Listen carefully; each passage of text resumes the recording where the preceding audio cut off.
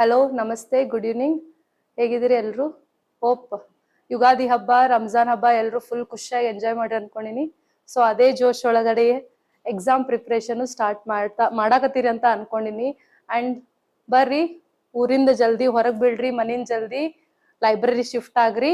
Okay, study ಮಾಡಕ್ start ಮಾಡ್ರಿ. Because call forms are near. As I said in last classes, previous classes ಒಳಗಡೆ ನಾನು ನಿಮಗೆ already ಹೇಳಿದ್ದೆ ಕಾಲ್ ಫಾರ್ಮ್ಸ್ ನೋಟಿಫಿಕೇಶನ್ಸ್ ಯಾವಾಗ ಆಗುತ್ತೆ, ಎಕ್ಸಾಮ್ಸ್ ಯಾವ ರೀತಿ ಕಂಡಕ್ಟ್ ಮಾಡ್ತಾರ. And this is the last opportunity to you guys. Okay, so ಇವಾಗ ಹೆಂಗೈತ್ರಿ, ಟ್ಯಾಲೆಂಟ್ ಇಂದ ವ್ಯಕ್ತಿ ಗ್ರೇಟ್ ಆಗಲ್ಲ, ಆಪರ್ಚುನಿಟೀಸ್ ಇಂದ ವ್ಯಕ್ತಿ ಗ್ರೇಟ್ ಆಗ್ತಾರೆ. ಬಿಕಾಸ್ ಟ್ಯಾಲೆಂಟೆಡ್ ಪೀಪಲ್ಸ್ ಬಹಳ ಜನ ಇದಾರೆ. ಓಕೆ, ಇವಾಗ ಟ್ಯಾಲೆಂಟೆಡ್ ಪೀಪಲ್ಸ್ ಬಹಳ ಜನ ಇದಾರೆ, ಬಟ್ ಬಹಳ ಜನಕ್ಕೆ ಆಪರ್ಚುನಿಟಿ ಸಿಗಾಕತ್ತಿಲ್ಲ. ಎಷ್ಟೋ ಜನ ಆಪರ್ಚುನಿಟಿ ಸಿಗ್ಲಾರ್ದ ಬೇರೆ ಬೇರೆ ಫೀಲ್ಡಿಗೆ ಆಲ್ರೆಡಿ ಶಿಫ್ಟ್ ಆದವ್ರು ಇದಾರ. ಸೊ ನೀವೇನ್ ಮಾಡ್ರಿ, ಕನ್ಸಿಸ್ಟೆನ್ಸಿ ಇಟ್ಕೋರಿ. ಓಕೆ, ಕನ್ಸಿಸ್ಟೆನ್ಸಿ ಇರಬೇಕು. ಯಾವತ್ಲೂ ಕನ್ಸಿಸ್ಟೆನ್ಸಿ ಇದ್ರನೆ ನೀವು ಅಚೀವ್ ಮಾಡ್ಲಿಕ್ಕೆ ಸಾಧ್ಯ ಆಗುತ್ತೆ, ಇಲ್ಲ ಅಂದ್ರೆ ಇಲ್ಲ. ಸೊ ಯಾರೋ ಶಿಫ್ಟ್ ಆಗ್ಯಾರ ಅಂತ ಹೇಳಿ ನೀವು ಅದೇ ರೀತಿ ಮಾಡಕ್ ಹೋಗ್ಬೇಡ್ರಿ. ಬಿಕಾಸ್ ಕಾಲ್ ಫಾರ್ಮ್ಸ್ ಆಗ್ತಾವ್ next month first week or mid week ಅಲ್ಲಿ. ಕಾಲ್ ಫಾರ್ಮ್ಸ್ ಕಟ್ಟಿಟ್ಟ ಬುತ್ತಿ ಐತಿ, ಎಲ್ಲಾ ರೀತಿ ಕಾಲ್ ಫಾರ್ಮ್ಸ್ ಆಗಾಕತ್ತಾವು. ಸೊ ವಿದಿನ್ 2 months ಅಲ್ಲಿ ನಿಮ್ಗ ಎಕ್ಸಾಮ್ಸ್ ನಡೆಸ್ತಾರ. ಓಕೆ, ಎಕ್ಸಾಮ್ಸ್ ಆಗ್ತದ, ಬಹಳ ಗ್ಯಾಪ್ ಕೊಡಂಗಿಲ್ಲ ನಿಮ್ಗೆ. ಕಾಲ್ ಫಾರ್ಮ್ಸ್ ಆದ ತಕ್ಷಣ, ನೋಟಿಫಿಕೇಶನ್ ಆದ ತಕ್ಷಣ. ಓಕೆ, ಬಿಕಾಸ್ ಏನೋ ಪೋಸ್ಟ್ಸ್ ಬಹಳ ಖಾಲಿ ಇದಾವು ಅಂಡ್ ನೀಡೆಡ್ ಐತಿ. ಸೊ ಯಾವುದೇ ರೀತಿ ಬೇಜವಾಬ್ದಾರಿಯಿಂದ ಮುಂದುವರಿಬ್ಯಾಡ್ರಿ. Okay, this is your peak time. Okay, ಹಬ್ಬ ಗಿಬ್ಬ ಎಲ್ಲ ಮುಗಿಸ್ಕೊಂಡು ಜಲ್ದಿ ಪ್ರಿಪರೇಷನ್ ಅನ್ನ ಸ್ಟಾರ್ಟ್ ಮಾಡ್ರಿ, ನಿಮ್ಗ ಬಹಳ ಟೈಮ್ ಇಲ್ಲ. Okay, so as previous classes ಯಾರ್ಯಾರು ಕರೆಂಟ್ ಅಫೇರ್ಸ್ ನೋಡಿಲ್ಲ, ಈಗ ಹೊಸದಾಗಿ ಯಾರ್ಯಾರು ಕರೆಂಟ್ ಅಫೇರ್ಸ್ ನನ್ನ ಕ್ಲಾಸ್ ನೋಡ್ಲಿಕ್ಕತ್ತೀರಿ, ಪ್ರೀವಿಯಸ್ ಹೋಗಿ ನೋಡ್ಕೋರಿ. ನಾನು ಆಲ್ರೆಡಿ ಆ ಕ್ಲಾಸಸ್ ಅಲ್ಲಿ ಯಾವ ರೀತಿ ಕರೆಂಟ್ ಅಫೇರ್ಸ್ ನ ಸಬ್ಜೆಕ್ಟ್ ಲಿಂಕ್ ಮಾಡಿ ಓದ್ಬೇಕು. ಓಕೆ, ಅದೇ ರೀತಿ ಯಾವ ರೀತಿ ನಿಮಗ ಎಕ್ಸಾಮಿಗೆ ಯಾವ ಏರಿಯಾದಲ್ಲಿ ಕರೆಂಟ್ ಅಫೇರ್ಸ್ ಕ್ವಶನ್ಸ್ ನ ಜಾಸ್ತಿ ಕೇಳ್ತಾನ ಅಂತ ಆಲ್ರೆಡಿ ನಾನು ಪ್ರೀವಿಯಸ್ ಕ್ಲಾಸಸ್ ಅಲ್ಲಿ ಹೇಳಿದ್ದೆ. ಓಕೆ, ಸೊ ಅಂಡ್ ಇನ್ನೊಂದು ಹೊಸ KS ಬ್ಯಾಚ್ ನಮ್ದು ನಿನ್ನೆಯಿಂದ ಕ್ಲಾಸ್ ಸ್ಟಾರ್ಟ್ ಆಗೈತಿ. ಸೊ ಯಾರ್ಯಾರು ಇನ್ನ ಇಂಟ್ರೆಸ್ಟೆಡ್ ಇದ್ದೀರ ಅಡ್ಮಿಷನ್ ಮಾಡ್ಸಕ, ಸೊ ಬೇಗ ಬಂದು ಅಡ್ಮಿಷನ್ ಮಾಡಿಸ್ರಿ. ಬ್ಯಾಚಸ್ ಇವತ್ತಿಂದ ಕ್ಲಾಸಸ್ ಸ್ಟಾರ್ಟ್ ಆಗಿದೆ. ಓಕೆ, ಇನ್ನ ಯಾರ್ಯಾರು ಅಡ್ಮಿಷನ್ ಮಾಡಿಸಿಲ್ಲ, English medium batch and Kannada medium ಎರಡೂದಲ್ಲಿ ಬ್ಯಾಚಸ್ ಸ್ಟಾರ್ಟ್ ಆಗಿದೆ. ಯಾರ್ಯಾರು ಅಡ್ಮಿಷನ್ ಮಾಡಿಸಿಲ್ಲ, ಅಡ್ಮಿಷನ್ ಮಾಡಿಸ್ರಿ. Okay, this is your best opportunity. ನಿಮ್ಗೆ ಎಕ್ಸಾಮಿಗ ನಿಯರ್ ಇರೋಂಗ್ ನಿಮಗ ಕ್ಲಾಸಸ್ ಕೊಡ್ತಾರ. ಎಕ್ಸಾಮ್ ಪರ್ಸ್ಪೆಕ್ಟಿವ್ ಒಳಗಡೆ ನಿಮಗ ಕ್ಲಾಸಸ್ ಅನ್ನ ಪ್ರೊವೈಡ್ ಮಾಡ್ತಾರ. ಓಕೆ, ಅದೇ ರೀತಿ ಕರೆಂಟ್ ಅಫೇರ್ಸ್ ಆಗಿರ್ಲಿ, ಎಲ್ಲಾ ಸಬ್ಜೆಕ್ಟ್ಸ್ ಅನ್ನು ಲಿಂಕ್ ಮಾಡಿ ನಿಮಗ ಹೇಳ್ತಾರ. ಚಲೋ ಫ್ಯಾಕಲ್ಟೀಸ್ ಇದಾರ. ಓಕೆ, ಮೆಂಟರ್ಶಿಪ್ ಪ್ರೋಗ್ರಾಮ್ ಐತಿ. ಅದೇ ರೀತಿ ನಿಮಗೆ ಇಲ್ಲಿ ಸ್ಟಡಿ ಅವರ್ಸ್ ಗ ಲೈಬ್ರರಿ ಸುತೆಕು ಐತಿ, ಪ್ರೊವೈಡ್ ಐತಿ. ಓಕೆ, ಎಲ್ಲಾ ರೀತಿಯಾದಂತಹ ವ್ಯವಸ್ಥೆ ನಿಮಗೆ ಇಲ್ಲ ಐತಿ. ಸೊ ಯಾರ್ಯಾರು ಅಡ್ಮಿಷನ್ಸ್ ಮಾಡಿಲ್ಲ, ಬೇಗ ಅಡ್ಮಿಷನ್ಸ್ ಮಾಡ್ರಿ, ಬೇಗ ಕ್ಲಾಸ್ ಸ್ಟಾರ್ಟ್ ಮಾಡ್ರಿ, ಬೇಗ ಪ್ರಿಪರೇಷನ್ಸ್ ಸ್ಟಾರ್ಟ್ ಮಾಡ್ರಿ. ಓಕೆ, ಇವತ್ತಿನ ಕ್ಲಾಸ್ ಸ್ಟಾರ್ಟ್ ಮಾಡೋಣ.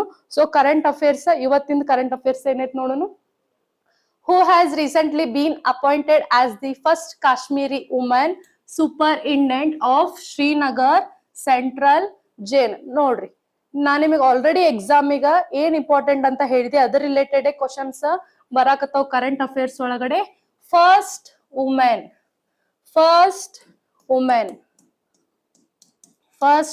ಅಂತ ಫಸ್ಟ್ ಒಳಗಡೆ ಫಸ್ಟ್ ರಿಲೇಟೆಡ್ ಏನೇ ಬರ್ಲಿ ನಿಮ್ಗೆ ಎಕ್ಸಾಮಿಗ ಹೈಲಿ ಇಂಪಾರ್ಟೆಂಟ್ ಆಗತ್ತ.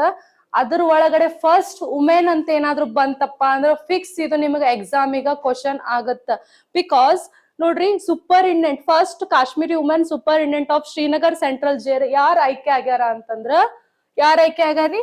ಸಬಾ ಶಾಲ್ ಅವರು ಆಯ್ಕೆ ಆಗ್ಯಾರ. ಯಾಕ ನಿಮ್ಗೆ ಎಕ್ಸಾಮಿಗೆ ಫಸ್ಟ್ ವುಮೆನ್ಸ್ ಇಂಪಾರ್ಟೆಂಟ್ ಆಗ್ತಾರ? ವುಮೆನ್ಸ್ ಯಾಕೆ ಇಂಪಾರ್ಟೆಂಟ್ ಆಗ್ತಾರ? ಅದೇ ರೀತಿ ಯಾವಾಗಿಂದ ಈ ಕಾನ್ಸೆಪ್ಟ್ ಸ್ಟಾರ್ಟ್ ಆಯ್ತು ಅನ್ನೋದು ನಿಮ್ಗೆ ಎಕ್ಸಾಮಿಗೆ ನಾನು ಇಂಪಾರ್ಟೆಂಟ್ ಆಗತ್ತ ಹೇಳ್ತೀನಿ. ನೋಡ್ರಿ, ಆಲ್ಮೋಸ್ಟ್ ಆಲ್ ನೋಡ್ರಿ, ಅಬ್ಸರ್ವ್ ಮಾಡಿರೋ ಇಲ್ಲೋ ಗೊತ್ತಿಲ್ಲ, ಬಟ್ ಆಲ್ಮೋಸ್ಟ್ ಆಲ್ 2020 ಇಂದ, ಓಕೆ, 2020 ಇಂದ ವುಮೆನ್ಸ್ ರಿಲೇಟೆಡ್ ಕ್ವಶನ್ಸ್ ಎಕ್ಸಾಮ್ ಒಳಗಡೆ ಬಾಳ ಕೇಳಿಕತ್ತಾರ. ವುಮೆನ್ಸ್ ರಿಲೇಟೆಡ್ ಕ್ವಶನ್ಸ್ ಎಕ್ಸಾಮ್ ನಾಗ ಬಾಳ ಕೇಳಿಕತ್ತಾರ. 2020 ಇಂದ ಏನೇನ್ ಎಕ್ಸಾಮ್ಸ್ ಆಗ್ಯಾವಲ್ಲ, ಸ್ವಲ್ಪ ಕ್ವಶನ್ ಪೇಪರ್ಸ್ ಅವನ್ನ ತಗೋರಿ. ಕ್ವಶನ್ ಪೇಪರ್ಸ್ ಸ್ವಲ್ಪ ಅನಾಲಿಸಿಸ್ ಮಾಡ್ರಿ. ಯಾವ್ದೇ ಇರ್ಲಿ, PC, PSI, ST, FDA, KS, UPSC level ಯಾವ್ದೇ ಎಕ್ಸಾಮ್ಸ್ ತಗೋರಿ. ಆ ಎಕ್ಸಾಮ್ಸ್ ಒಳಗಡೆ fix first women related questions ಕೇಳತ್ತಾರ. ಅದು ರಿಲೇಟೆಡ್ ಆರ್ಮಿ ಆಗಿರ್ಬೋದು, ನೇವಿ ಆಗಿರ್ಬೋದು, ಮತ್ ಅದೇ ರೀತಿ ಏರ್ ಫೋರ್ಸ್ ಆಗಿರ್ಬೋದು.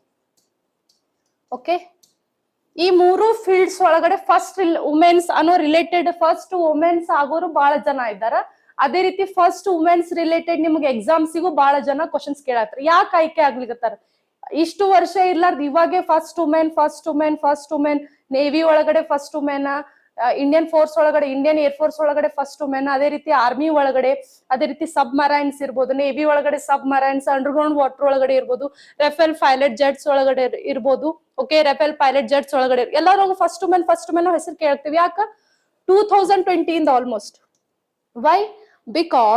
ಬಿಕಾಸ್ ಫಸ್ಟಿಗೆ ನಮಗ ಇಂಡಿಯನ್ ಆರ್ಮಿ, ಏರ್ ಫೋರ್ಸ್ ಮತ್ತೆ ನೇವಲ್ ಫೋರ್ಸಸ್ ಒಳಗಡೆ ಏನು ಪರ್ಮಿಷನ್ ಇತ್ತು ವರ್ಕ್ ಮಾಡ್ಲಿಕ್ಕೆ. ಬಟ್ ಏನಿತ್ತಪ್ಪ ಅಂತಂದ್ರೆ ಸಮ್ ಬ್ರಾಂಚಸ್, ಲಿಮಿಟೆಡ್ ಬ್ರಾಂಚಸ್ ಅಂತಂದ್ರೆ ಫಸ್ಟ್ ನಾವು ವುಮೆನ್ಸಿಗ ಪರ್ಮಿಷನ್ ಯಾವಾಗ ಸಿಕ್ಕಿತ್ತು? ಎಲ್ಲಿ ಆರ್ಮಿ ರಿಲೇಟೆಡ್, ನೇವಿ ರಿಲೇಟೆಡ್ ಒಳಗಡೆ ನರ್ಸಿಂಗ್ ಫೀಲ್ಡ್ ಒಳಗಡೆ ಅಷ್ಟೇ ಪರ್ಮಿಷನ್ ಸಿಕ್ಕಿತ್ತು.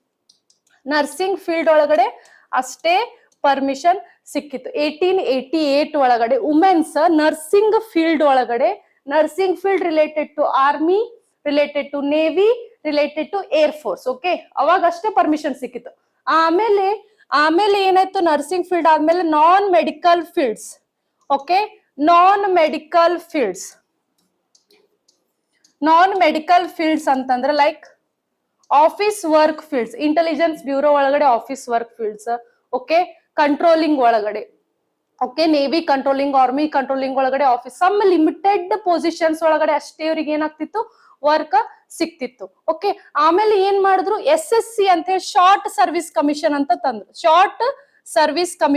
ತಂದ್ರು. ಅಂದ್ರೆ 14 ವರ್ಷಗಳ ಅವಧಿವರೆಗೆ ಅಷ್ಟೇ ಅವ್ರಿಗೆ ಏನಿತ್ತು?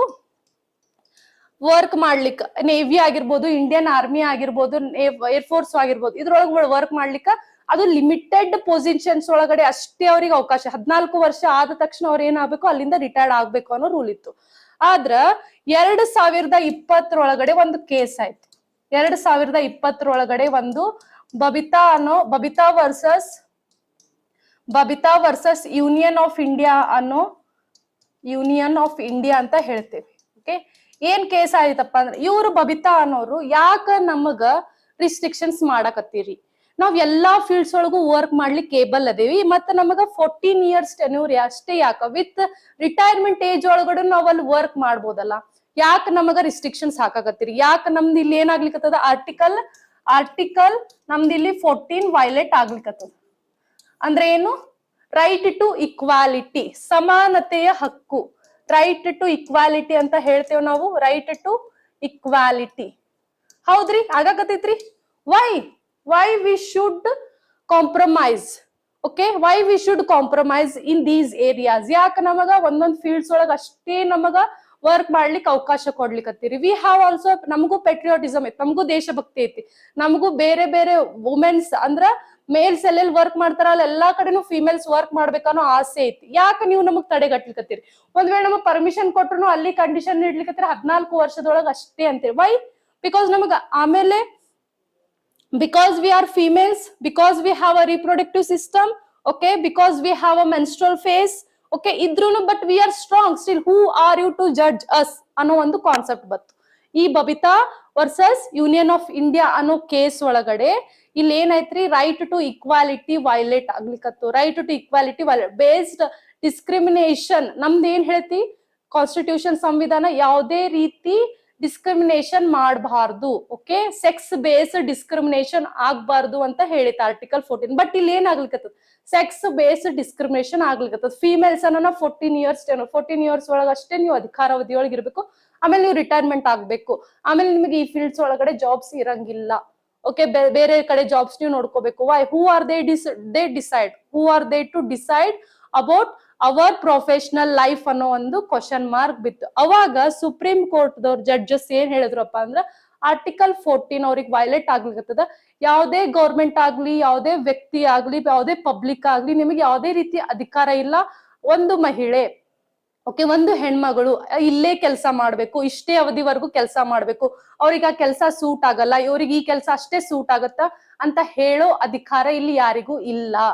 ಓಕೆ, ಯಾಕಂತಂದ್ರೆ ನಮ್ಮ ಅನಾದಿ ಕಾಲದಿಂದಲೂ ಮಹಿಳೆಯರನ್ನ ನಾವು ಪರಿಸರ, ಪ್ರಕೃತಿ ಅಂತ ಪೂಜೆ ಮಾಡ್ಕೊಂತ ಬರ್ತೇವಿ. ಪ್ರಕೃತಿಯಿಂದಲೇ ಎಲ್ಲಾನು ನಾವು ಪಡ್ಕೊಂತಿರ್ಬೇಕಾದ್ರೆ, ಹೆಣ್ಣಿಂದಲೇ ನಾವ್ ಎಲ್ಲಾನು ಪಡ್ಕೊಂತಿರ್ಬೇಕಾದ್ರೆ, ಹೆಣ್ಣಿಗೆ ಯಾಕೆ ನಾವು ರಿಸ್ಟ್ರಿಕ್ಷನ್ಸ್ ಹಾಕ್ಬೇಕು, ಹೆಣ್ಣಿಗೆ ಯಾಕೆ ನಾವು ರಿಸ್ಟ್ರಿಕ್ಷನ್ಸ್ ಒದಗಿಸ್ಬೇಕು ಅಂತ ಹೇಳಿ 2020 ಈ ಶಾರ್ಟ್ ಸರ್ವಿಸ್ ಕಮಿಷನ್ ಅನ್ನ ತಡೆಗಟ್ಟಿ ಪರ್ಮನೆಂಟ್ ಕಮಿಷನ್ ಅಂದ್ರೆ ನಮಗೆ 2008 ಪರ್ಮಿಷನ್ ಸಿಕ್ಕಿತ್ರಿ. ಬಟ್ ಅದ್ರೊಳಗಡೆ ಏನಾಯ್ತು, ಒಂದಿಷ್ಟು ಪೊಸಿಷನ್ಸ್ ಒಳಗಡೆ ಅಷ್ಟೇ, ಒಂದಿಷ್ಟು ಪೊಸಿಷನ್ಸ್ ಅಲ್ಲಿ ಅಷ್ಟೇ ನಮಗ ವರ್ಕ್ ಮಾಡ್ಲಿಕ್ಕೆ ಪರ್ಮಿಷನ್ ಸಿಕ್ಕಿತ್ತು at the end of the retirement ವರೆಗೂ. ಬಟ್ 2020 ಏನಾಯ್ತು, ಎಲ್ಲಾ ಪೊಸಿಷನ್ಸ್ ಯಾವುದೇ ನಮಗ್ ಇಷ್ಟ ನಮಗ್ ಇಷ್ಟ ಆಗಿರುವಂತ ಫೀಲ್ಡ್ ಒಳಗಡೆ ನಾವ್ ಎಕ್ಸಾಮ್ಸ್ ಬರ್ದು ಪಾಸ್ ಆದ್ರೆ ನಮಗ permanent at the age of retirement ವರೆಗೂ ನಮಗ ವರ್ಕ್ ಮಾಡುವಂತಹ ಅವಕಾಶ ಸಿಕ್ತು. ಯಾವ ಕಮಿಷನ್ ಮುಖಾಂತರಪ್ಪ ಅಂದ್ರ ಪರ್ಮನೆಂಟ್ ಕಮಿಷನ್ ಮುಖಾಂತರ, ಪರ್ಮನೆಂಟ್ ಕಮಿಷನ್ ಮುಖಾಂತರ. ಓಕೆ, ಅಂದ್ರ ಜಾಬ್ಸ್ ಪರ್ಮನೆಂಟ್ ಆದವು, ಶಾರ್ಟ್ ಸರ್ವಿಸ್ ಆಗ್ಲಿಲ್ಲ. ಶಾರ್ಟ್ ಸರ್ವಿಸ್ ಕಮಿಷನ್ ಅನ್ನ ಏನ್ ಮಾಡಿದ್ರು, ತಡೆಗಟ್ಟಿದ್ರು. ಶಾರ್ಟ್ ಕಮಿಷನ್ ಒಳಗ ತಡೆಗಟ್ಟಿದ್ರು ಅಂತಂದ್ರೆ ಈಗ ಆಲ್ರೆಡಿ ಯಾರ್ಯಾರು ಶಾರ್ಟ್ ಸರ್ವಿಸ್ ಕಮಿಷನ್ ಒಳಗ ಅದಲ್ಲ ಅವ್ರಿಗೆಲ್ಲರಿಗೂ ಏನ್ ಮಾಡಿದ್ರು, ಪರ್ಮನೆಂಟ್ ಕಮಿಷನ್ ಅನ್ನ ಇನ್ವಾಲ್ವ್ ಮಾಡಿದ್ರು. ಪರ್ಮನೆಂಟ್ ಕಮಿಷನ್ ಅಡಿಯಲ್ಲಿ ಅವ್ರಿಗೆಲ್ಲರಿಗೂ ಪರ್ಮನೆಂಟ್ ಜಾಬ್ಸ್ ಮಾಡಿದ್ರು at the age of retirement. So ಅವಾಗಿಂದ 2020 ನಾವು ಫಸ್ಟ್ ವುಮೆನ್ ಅನ್ನೋ ಕಾನ್ಸೆಪ್ಟ್ಸ್ ಬಹಳ ಬರ್ಲಿಕ್ಕೆ, ಫಸ್ಟ್ ವುಮೆನ್ ಅನ್ನೋದನ್ನ ನಾವು ಬಹಳ ನೋಡ್ಲಿಕ್ಕತ್ತೇವೆ. ಎಲ್ಲಾದ್ರೊಳಗಡೆ ಫಸ್ಟ್ ವುಮೆನ್, ಅವ್ರು ಫಸ್ಟ್ ಆಗಿ ಈ ಮಹಿಳೆ ಪ್ರಥಮ ಬಾರಿ ಈ ಮಹಿಳೆ ಆಯ್ಕೆ ಆಗಿದ್ರು, ಪ್ರಥಮ ಬಾರಿ ಈ ಮಹಿಳೆ ಆಯ್ಕೆ ಆದ್ರು, ಈ ಫೀಲ್ಡ್ ಒಳಗ ಆಯ್ಕೆ ಆದ್ರು. ಸೊ ಅವಾಗಿಂದ 2020 ಯಾಕ ಫಸ್ಟ್ ವುಮೆನ್ ಬರಾಗತ್ತದ ಅಂತಂದ್ರ ಇದು ಮೇನ್ ಕಾನ್ಸೆಪ್ಟ್. ತಿಳಿತ್ರಿ ಯಾಕ ಫಸ್ಟ್ ವುಮೆನ್, ಇದು ನಿಮಗ ಇರ್ಬೇಕ್ರಿ ನಾಲೆಜ್. ಯಾಕ 2020 ಬೇಕಾದ್ರೆ ನೀವು ಕ್ವಶನ್ ಪೇಪರ್ಸ್ ತೆಗದ್ ನೋಡ್ರಿ. 2020 ಆಲ್ಮೋಸ್ಟ್ ಎಲ್ಲಾ ಕ್ವಶನ್ ಪೇಪರ್ಸ್ ಒಳಗಡೆನು ಈ ಫಸ್ಟ್ ವುಮೆನ್ ಅನ್ನೋ ರಿಲೇಟೆಡ್ ಫಿಕ್ಸ್ ಒಂದಿಲ್ಲ 2 ಕ್ವಶನ್ಸ್ ಫಿಕ್ಸ್ ಅದಾವ. ಬಿಕಾಸ್ ನೀವು 2020 ಆಯ್ಕೆ ಆಗ್ಲಿಕ್ಕೆ, ಬಿಕಾಸ್ 2020 ಒಳಗಡೆ ಪರ್ಮನೆಂಟ್ ಕಮಿಷನ್ ಮುಖಾಂತರ ಎಲ್ಲಾ ಮಹಿಳೆಯರಿಗೂ ಎಲ್ಲಾ ಫೀಲ್ಡ್ ಅಲ್ಲಿ ಅರ್ಧ ಏಜ್ ಆಫ್ ರಿಟೈರ್ಮೆಂಟ್ ಒಳಗನು ವರ್ಕ್ ಮಾಡುವಂತಹ ಪರ್ಮಿಷನ್ ಸಿಕ್ತು, ಎಸ್ಪೆಷಲಿ ಆರ್ಮಿ, ನೇವಲ್ ಮತ್ತ ಏರ್ ಫೋರ್ಸ್ ಒಳಗಡೆ. ಸೊ ಇವಾಗ ಏನೈತ್ರಿ, ಯಾರ್ ಅಪಾಯಿಂಟ್ ಆಗ್ಯಾರ, Kashmiri women superintendent of Srinagar ಆಗಿ, first Kashmiri women superintendent of Srinagar ಆಗಿ ಯಾರು ಆಯ್ಕೆ ಆಗ್ಯಾರ ಅಂತ ಹೇಳಿದ್ರೆ ಸಬಾ ಶಾಲ್ ಅವರು ಆಯ್ಕೆ ಆಗ್ಯಾರ. ಗೊತ್ತೈತ್ರಿ ಕಾನ್ಸೆಪ್ಟ್? ಅದೇ ಐತ್ ನೋಡ್ರಿ. 1888 ಒಳಗಡೆ women's first joined military service through nursing services ಮುಖಾಂತರ ಮಿಲಿಟರಿ ಒಳಗಡೆ ಜಾಯಿನ್ ಆದ್ರು. ಬಟ್ ಅದೇ ರೀತಿ 1958 ಇಂಡಿಯನ್ ಆರ್ಮಿ ಮೆಡಿಕಲ್ ಕಾರ್ಪ್ಸ್ ಇಲ್ಲಿ ವುಮೆನ್ಸ್ ಡಾಕ್ಟರ್ಸ್ ಆಗಿ ವರ್ಕ್ ಮಾಡಿದ್ರು. ಅದೇ ರೀತಿ 1992 ಒಳಗಡೆ women begins enter in non medical roles ಅಂತ ಹೇಳಿದೆ. Introduction of women special entry schemes. So non medical roles ಒಳಗಡೆ ಯಾವ ಸ್ಕೀಮ್ ಮುಖಾಂತರ ಬಂದ್ರು, ವುಮೆನ್ಸ್ ಸ್ಪೆಷಲ್ ಎಂಟ್ರಿ ಸ್ಕೀಮ್ಸ್ ಮುಖಾಂತರ ಬಂದ್ರು. ಇಲ್ಲಿ ಒಂದು ವುಮೆನ್ ಸ್ಪೆಷಲ್ ಎಂಟ್ರಿ ಸ್ಕೀಮ್ಸ್ ಅಂದ್ರು, ಶಾರ್ಟ್ ಸರ್ವಿಸ್ ಕಮಿಷನ್ ಒಂದು, ಪರ್ಮನೆಂಟ್ ಕಮಿಷನ್ ಒಂದು. ಈ 3 ಕಾನ್ಸೆಪ್ಟ್ಸ್ ನಿಮ್ಗೆ ಎಕ್ಸಾಮಿಗೆ ಇಂಪಾರ್ಟೆಂಟ್ ಆಗ್ತದೆ. ಓಕೆ, ಎಸ್ಪೆಷಲಿ ಪರ್ಮನೆಂಟ್ ಕಮಿಷನ್ ಅನ್ನೋದು ನಿಮ್ಗೆ ಎಕ್ಸಾಮಿಗೆ ಬಹಳ ಇಂಪಾರ್ಟೆಂಟ್ ಆಗ್ತದೆ. Okay, officer select in non combat branches such as army education crops, signals, intelligence crops and corps of engineers ಅಂತಂದ್ರೆ ಆಫೀಸ್ ವರ್ಕ್ ಬೇಸ್ಡ್ ಏನೇನ್ ವರ್ಕ್ ಇತ್ತಲ್ಲ, ಸ್ಪೆಷಲ್ ಆಫೀಸ್ ವರ್ಕ್ ಬೇಸಿಸ್ ಏನೇನಿತ್ತು ಅಷ್ಟೇ ಮಹಿಳೆಯರನ್ನ ಏನ್ ಮಾಡಿದ್ರು, ಸೀಮಿತವಾಗಿ ಇಟ್ರು. ಓಕೆ, ಅದೇ ರೀತಿ entry of women in Indian army governed by section 12 of the army act 1950. ಯಾವ ಸೆಕ್ಷನ್ ಮುಖಾಂತರ, ಯಾವ ಆಕ್ಟ್ ಮುಖಾಂತರ ವುಮೆನ್ಸ್ ಮಿಲಿಟರಿ ಒಳಗಡೆ ಎಂಟ್ರಿ ಆಗ್ತಾರ ಅಂದ್ರೆ ಸೆಕ್ಷನ್ 12 ಯಾವ ಆಕ್ಟ್, ಆರ್ಮಿ ಆಕ್ಟ್ 1950 ಮುಖಾಂತರ ಎಂಟ್ರಿ ಆಗ್ತಾರೆ. Serve only in special branches, ಎಲ್ಲಾ ಬ್ರಾಂಚಸ್ ಒಳಗೂ ಅವ್ರಿಗೆ ಅಧಿಕಾರ ಇಲ್ಲ, ಓನ್ಲಿ ಸ್ಪೆಷಲ್ ಬ್ರಾಂಚಸ್ ಒಳಗಡೆ ಅಷ್ಟೇ ಅಧಿಕಾರ ಐತೆ ಅಂತೇಳಿ ಹೇಳ್ತಾರೆ. ಅದೇ ರೀತಿ ನೋಡ್ರಿ 2005 ಶಾರ್ಟ್ ಸರ್ವಿಸ್ ಕಮಿಷನ್ ಇಂಟ್ರೊಡ್ಯೂಸ್ ಆಯ್ತು. ಈ ಶಾರ್ಟ್ ಸರ್ವಿಸ್ ಕಮಿಷನ್ ಏನ್ ಹೇಳಿದ್ರು, ಮಹಿಳೆಯರಿಗೆ ಶಾರ್ಟ್ ಸರ್ವಿಸ್ ಕಮಿಷನ್ ಏನ್ ಹೇಳಿದ್ರು, 14 ವರ್ಷದವರೆಗೂ 14 ಇಯರ್ಸ್ ತನ ಅವರು ಆ ಫೀಲ್ಡ್ ಅಲ್ಲಿ ವರ್ಕ್ ಮಾಡಬಹುದು ಅಂತ ಹೇಳಿದ್ರು. ಆಫ್ಟರ್ 14 ಇಯರ್ಸ್ ಆದ್ಮೇಲೆ ಅವ್ರು ರಿಟೈರ್ಡ್ ಆಗ್ಲೇಬೇಕು. ಬಟ್ ವುಮೆನ್ಸಿಗೆ ಆಯ್ತು, ಮೆನ್ಸಿಗೆ ಆ ರೀತಿ ಇರ್ಲಿಲ್ಲ. ಮೆನ್ಸಿಗೆ at the age of retirement ವರೆಗೂ ಇತ್ತು. ಬಟ್ ಇಲ್ಲಿ ವುಮೆನ್ಸ್ಗೆ 14 ಇಯರ್ಸ್ ಸರ್ವಿಸ್ ಅಷ್ಟೇ ಪರ್ಮಿಷನ್ ಕೊಟ್ರು, ಯಾವ್ದು, ಶಾರ್ಟ್ ಸರ್ವಿಸ್ ಕಮಿಷನ್ ಮುಖಾಂತರ. But women were first granted permanent commission in 2008. Permanent commission ಅನ್ನೋ ಪರ್ಮಿಷನ್ ವುಮೆನ್ಸ್ಗೆ 2008 ಒಳಗಡೆ ಅಷ್ಟು ಸಿಕ್ತು. ಬಟ್ ಇಲ್ಲಿ ಇನ್ನೊಂದು ಕಾನ್ಸೆಪ್ಟ್ ಏನಿತ್ತು, ಎಲ್ಲಾ ಬ್ರಾಂಚಸ್ ಇಲ್ಲ, ಲಿಮಿಟೆಡ್ ಬ್ರಾಂಚಸ್ ಅಷ್ಟೇ. ಒಂದಿಷ್ಟು ಬ್ರಾಂಚಸ್ JAG ಮತ್ತೆ AEC ಅನ್ನೋ ಒಂದಿಷ್ಟು ಪೊಸಿಷನ್ಸ್, ಒಂದಿಷ್ಟು ಬ್ರಾಂಚಸ್ ಅಷ್ಟೇ ಅವ್ರಿಗೆ ಏನಾಯ್ತು ಪರ್ಮಿಷನ್ ಸಿಕ್ತು. ಆದ್ರೆ 2020 ನೋಡ್ರಿ Babita Punia versus union of India ಅನ್ನೋ ಕೇಸಲ್ಲಿ ಏನ್ ಮ್ಯಾಂಡೇಟ್ ಮಾಡಿದ್ರಪ್ಪ ಅಂತಂದ್ರೆ ಎಲ್ಲಾ SSC ಒಳಗಡೆ ವರ್ಕ್ ಮಾಡೋರಿಗೆಲ್ಲರಿಗೂ ತಡೆಗಟ್ಟಿ ಅವ್ರಿಗ ಕಮಾಂಡ್ ಪೊಸಿಷನ್ಸ್ ಅನ್ನೋ ಪರ್ಮಿಷನ್ ಅನ್ನ ಅಲೋ ಮಾಡ್ರಿ, ಅಂದ್ರೆ ಪರ್ಮನೆಂಟ್ ಕಮಿಷನ್ ಅನ್ನೋ ಪೊಸಿಷನ್ಸ್ ನ ಅಲೋ ಮಾಡ್ರಿ ಅಂತ ಹೇಳಿದ್ರು. The court held that denying PC to women violated article 14 ಏನು ಇದು ಕೋರ್ಟ್ ಏನ್ ಹೇಳ್ತಪ್ಪ ಅಂತಂದ್ರೆ ಅವ್ರಿಗೆ ಆರ್ಟಿಕಲ್ 14 ವೈಲೇಟ್ ಆಗ್ಲಿಕ್ಕತ್ತದ, ಸೆಕ್ಸ್ ಡಿಸ್ಕ್ರಿಮಿನೇಷನ್ ಆಗ್ಲಿಕ್ಕತ್ತೈತಿ. ಸೊ ಅವ್ರಿಗೆ ಯಾವ್ದೇ ರೀತಿ ವಯೋಲೇಷನ್ ಆಗದೆ ಇರೋಂಗ ಅವ್ರಿಗೆ ಪರ್ಮನೆಂಟ್ ಕಮಿಷನ್ ಅನ್ನ ಎಲ್ಲಾ ಬ್ರಾಂಚಸ್ಗೂ ಪರ್ಮನೆಂಟ್ ಕಮಿಷನ್ ಅನ್ನ ಅಲೋ ಮಾಡಿದ್ರು. ಸೊ ಅದಕ್ಕ ಅವಾಗಿಂದ ಆ ಕೇಸ್ ವರ್ಡಿಕ್ ಆದಾಗಿಂದನೇ women cadets were also inducted in the NDA from 2022. National defence academy ಒಳಗಡೆನು 2022ರಿಂದ ನ್ಯಾಷನಲ್ ಡಿಫೆನ್ಸ್ ಅಕಾಡೆಮಿಯಲ್ಲೂ ಅವರು ಭಾಗವಹಿಸ್ಲಿಕ್ಕ ಸ್ಟಾರ್ಟ್ ಮಾಡಿದ್ರು. ಸೊ ಅವಾಗಿಂದ ಸ್ಟಾರ್ಟ್ ಆಯ್ತು ಫಸ್ಟ್ ವುಮೆನ್ ಅನ್ನೋ ಕಾನ್ಸೆಪ್ಟ್. ಅದೇ ರೀತಿ 2020 ಒಳಗಡೆ ನೇವಿ ಒಳಗಡೆನು ಎಲ್ಲಾ ಬ್ರಾಂಚಸ್ ಒಳಗಡೆನು ಅವರು ತಮ್ಮ ಅಧಿಕಾರವನ್ನು ಚಲಾಯಿಸ್ಲಿಕ್ಕ ಸ್ಟಾರ್ಟ್ ಮಾಡಿದ್ರು. ಸಬ್ ಮರೈನ್ಸ್ ಆಗಿರ್ಬೋದು, ಏವಿಯೇಷನ್ ಆಗಿರ್ಬೋದು, ವುಮೆನ್ ಆಫೀಸರ್ಸ್ ಆಗಿರ್ಬೋದು, ಯಾವುದೇ ರೀತಿ ಫೀಲ್ಡ್ ಒಳಗಾದ್ರೂ ಅವರು ಪಾಲ್ಗೊಳ್ಳಿಕ್ಕ ತಯಾರಾದ್ರು, ಪಾಲ್ಗೊಳ್ಳಾಕತ್ತಿದ್ರು. ಓಕೆ, ಸೊ ಒಂದಿಷ್ಟು ಕಾನ್ಸೆಪ್ಟ್ಸ್ ಇದಾವ, ಒಂದಿಷ್ಟು ಸ್ಟ್ಯಾಟಿಕ್ ಅದಾವ. ಫಸ್ಟ್ ವುಮೆನ್ಸ್ ಯಾರ್ಯಾರು ಅಂತ ಹೇಳಿ ನೋಡ್ರಿ. Women officers including colonel Sophia Qureshi and cadre Vyomika Singh played a key role in operation Sindoor ಒಳಗಡೆ ಕೊಲೋನಿಯಲ್ ಸೋಫಿಯಾ ಕುರೇಶಿ ಮತ್ತ ವ್ಯೋಮಿಕಾ ಸಿಂಗ್ ಅವರು ಏನು ಮಿಲಿಟರಿ ಸ್ಟ್ರಾಟಜಿ ಒಳಗಡೆ ಲೀಡರ್ಸ್ ಆಗಿ ಪಾತ್ರ ವಹಿಸಿದ್ರು ಆಪರೇಷನ್ ಸಿಂಧೂರ್ ಒಳ್ಳಿ. ಅದೇ ರೀತಿ lieutenant Dilna K and Roopa A completed Navika Sagar Parikrama 2. Okay, Navika Sagar Parikrama 2 ಅನ್ನೋ 75,600 nautical mile expedition proving women's endurance in maritime defence. Maritime exercise ಒಳಗಡೆ